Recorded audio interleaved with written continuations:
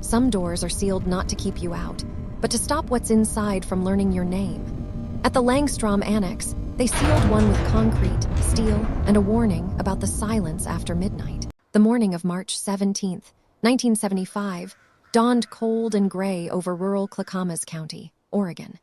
A persistent drizzle slicked the asphalt of Highway 212 and clung to the pine needles of the dense forest that swallowed the landscape. For the team of 3 maintenance workers from the Oregon State Health Department, it was just another Tuesday assignment. Their destination, the decommissioned Langstrom Research Annex, a place that had already begun to fade from local memory. Their job was routine, a checklist of bureaucratic afterthoughts. Assess the building's structural integrity, tag any remaining hazardous materials, and file a report. The facility had been abruptly shuttered 2 years prior, a quiet death for a quiet building tucked behind a disused rail spur. But quiet things often hold the deepest secrets. When they finally navigated the overgrown service road and stood before the annex's basement access door, the routine ended. It was a heavy, steel-plated door, set into a concrete foundation stained dark with years of moisture. But it wasn't the 4 industrial-grade steel bolts securing it that stopped them. It wasn't the thick, amber-colored epoxy that had been crudely slathered over every seam, or the crystalline, resin-like substance that seemed to have fused the metal to the frame. It was the warning, scrawled in what looked like thick, desperate strokes of charcoal on the damp concrete wall beside the door, were 6 words that hung in the cold air like a curse. Do not listen after midnight. No one on the team knew what it meant. A search of the work order, the building blueprints, the closure documentation, yielded nothing. The warning was an anomaly, an undocumented whisper on the edge of official record. One of the workers, a man named Elias, took a photograph, a single, stark black and white image, the flash slightly overexposing the grim letters. Later, it would be filed away in a dusty archive, labeled simply, Anomalous Marking Site LRAB-1. The photograph is the only thing that remains. The building is gone.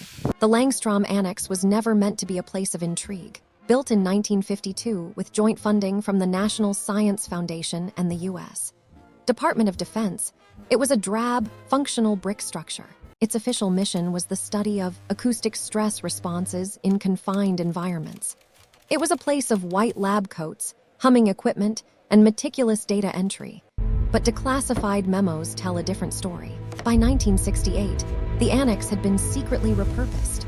Its new designation was Project Silent Chord, a clandestine program operating under the umbrella of DARPA. Its goal was far more unsettling: to explore the psychological and neurological effects of infrasound, frequencies below 20 Hz, the very threshold of human hearing.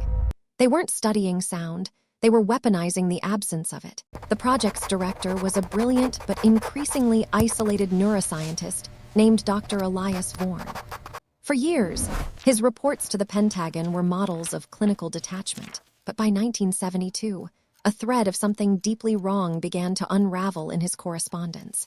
A memo dated October 3, 1972, reads with a chilling clarity.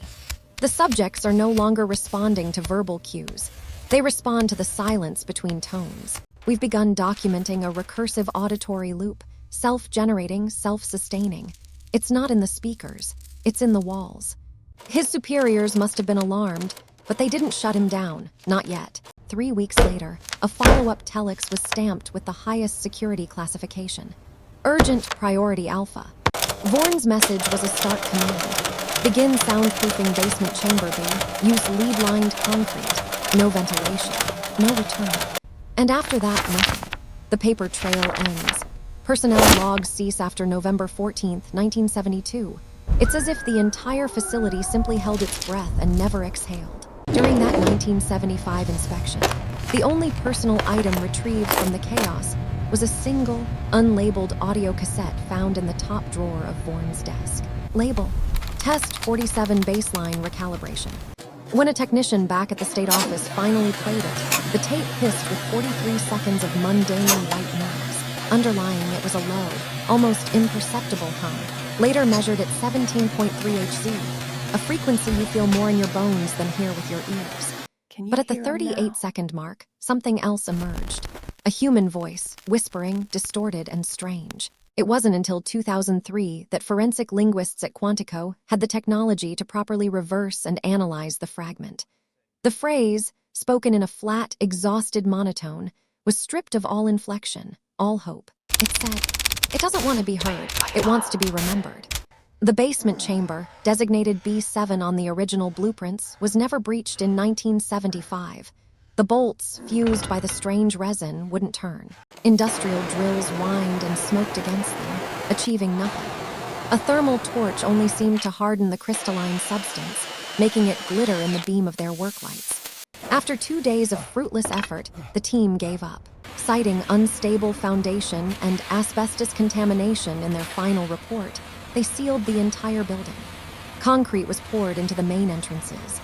The service road was bulldozed. The state planted fast-growing pines. Maps were redrawn, property lines shifted.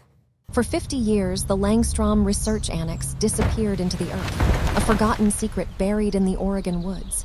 It would have remained that way if the earth hadn't decided to give it back. In March of 2025, after a winter of unusually heavy rains, a sinkhole fractured the ground on the former site. It wasn't a gentle collapse. The ground groaned for days before finally giving way, exposing the scarred, lead-lined upper rim of Chamber B7's ceiling to the sky for the first time in half a century. A team of geologists and environmental surveyors were the first on the scene. When they lowered a remote camera into the darkness of the chamber, what they saw was perfectly preserved and perfectly impossible. Inside the airtight tomb sat 12 human skeletons. They were arranged in a perfect circle, seated on simple metal chairs. All of them were facing inward, towards the center of the room. And in a detail that baffled early investigators, the auditory canals of every skull, every single one, were filled with a fine, fibrous material. It wasn't dust. It wasn't mold. Under an electron microscope, it was identified as a bioengineered mycelium, a fungal growth. Its mitochondrial DNA matched no known terrestrial organism, but the most disturbing discovery lay beneath them. Embedded flush with the concrete floor, directly in the center of the skeletal circle, was a circular metal plate. It was stamped with a complex series of concentric grooves, a physical recording of a specific sonic waveform. This was the master key. The pattern was digitized and sent to Caltech's Acoustic Anomalies Lab. There, in a soundproof chamber of their own, they played it through a specialized subwoofer array. The sound, if you can call it that, lasted 11.3 seconds. The handful of volunteer researchers who listened to it under controlled conditions reported bizarre, shared experiences. They described a building pressure behind the eyes, a distinct sense of being watched from inside their own skull. 2 of them reported a phenomenon they couldn't explain, the vivid memory of a room they'd never entered. One of those volunteers was a promising graduate student named Lina Choi. In her post-exposure journal, she wrote an entry that night that bled with a quiet terror. "I keep hearing my mother call my name from the basement, but we never had a basement, and my mother's been dead for 8 years." 3 days later, Lina Choi vanished. Her car was found at a trailhead in the Mount Hood National Forest. Her phone was on the passenger seat. Her last outgoing text message, sent to a friend at 2:17 a.m., contained only 4 words. "It's quieter down here." The official investigation stalled, but the unofficial one was just beginning. Behind a false panel in Dr. Vorne's sealed-off office, investigators found a locked filing cabinet.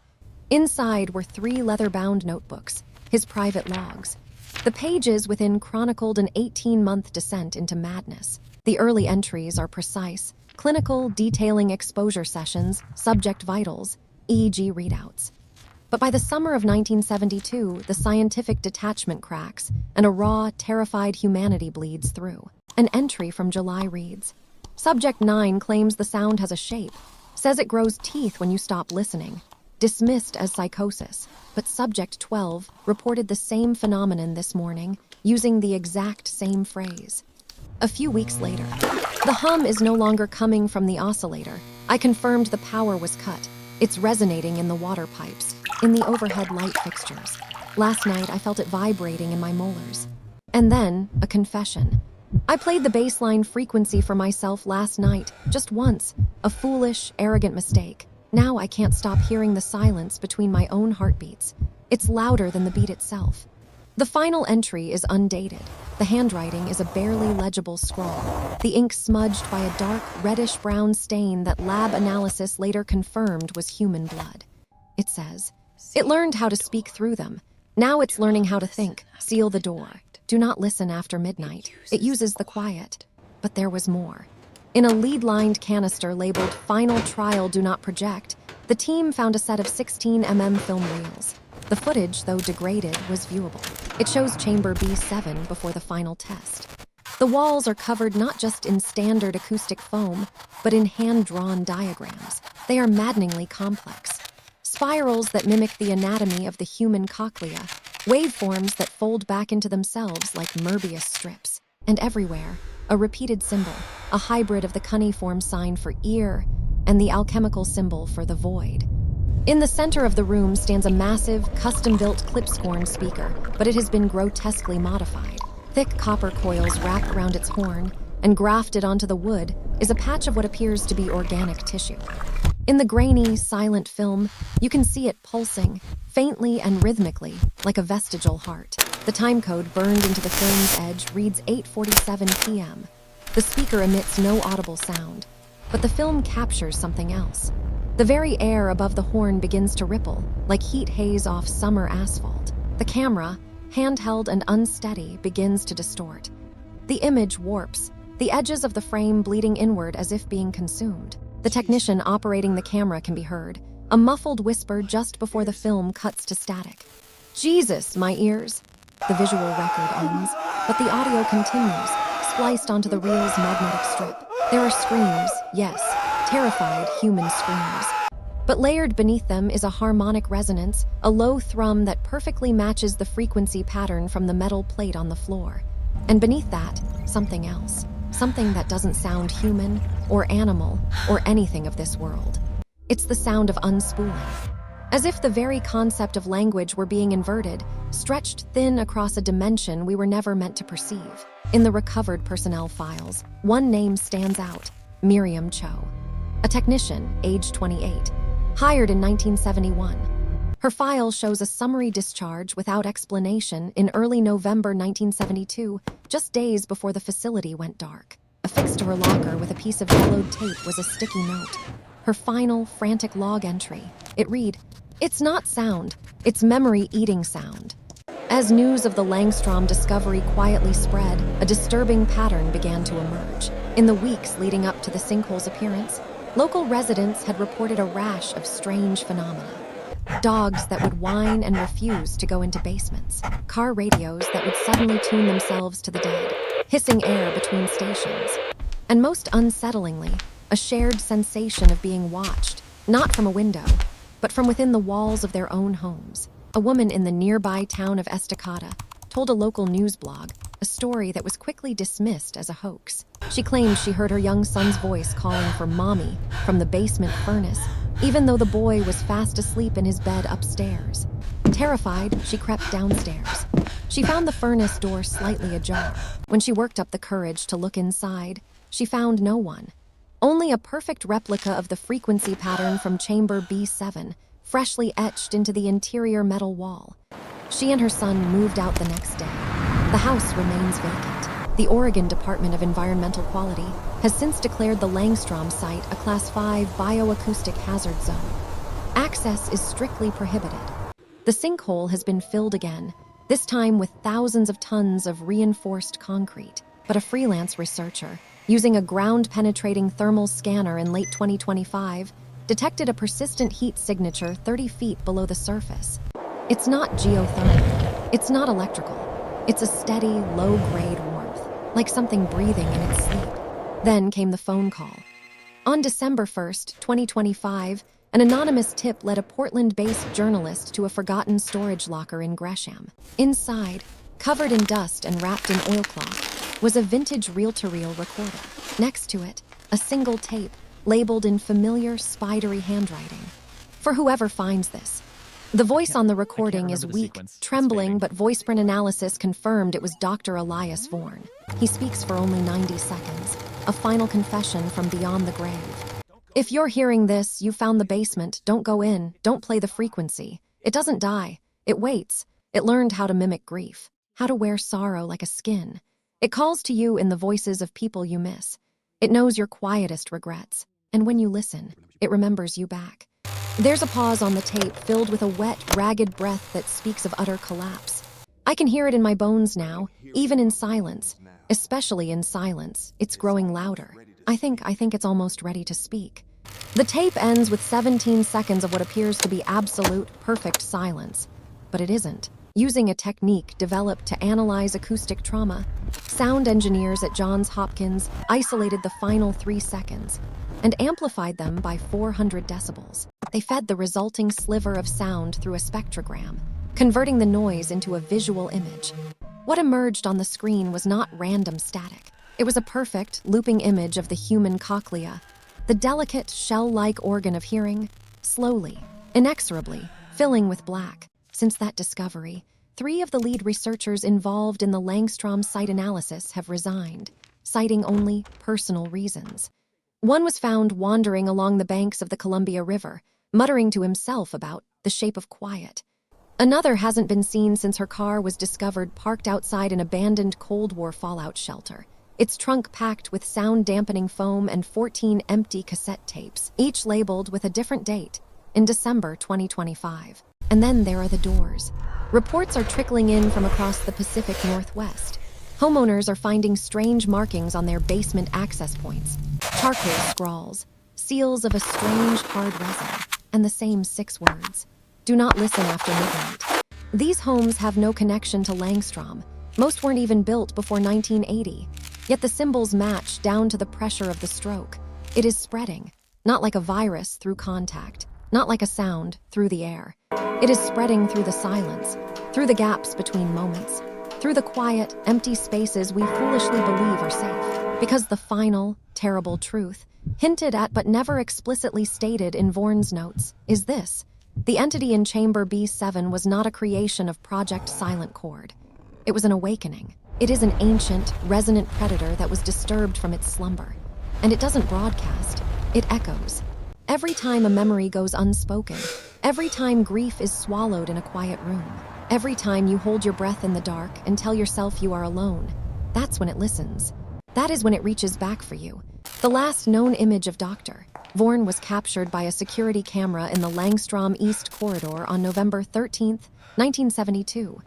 He is standing alone, facing the sealed basement door. His hands are pressed flat against the cold steel.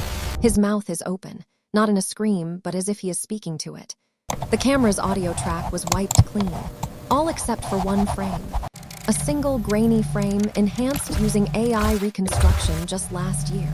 In it, the concrete around the door frame appears different, soft, pliable, almost like skin. And in the center of the door, just above the handle, a dark, wet spot is forming, not leaking outward, but pulling inward, as if something on the other side were drinking the silence from the room. I've listened to the recovered recordings, all of them, more times than I should. And now, late at night when my own house grows quiet, when the city outside finally sleeps, I find myself waiting, holding my breath, listening for the absence, because that's when it comes. Not as a noise you can hear with your ears. It comes as a terrible, hollow certainty that you are not alone in the quiet, and that whatever is listening back already remembers your name.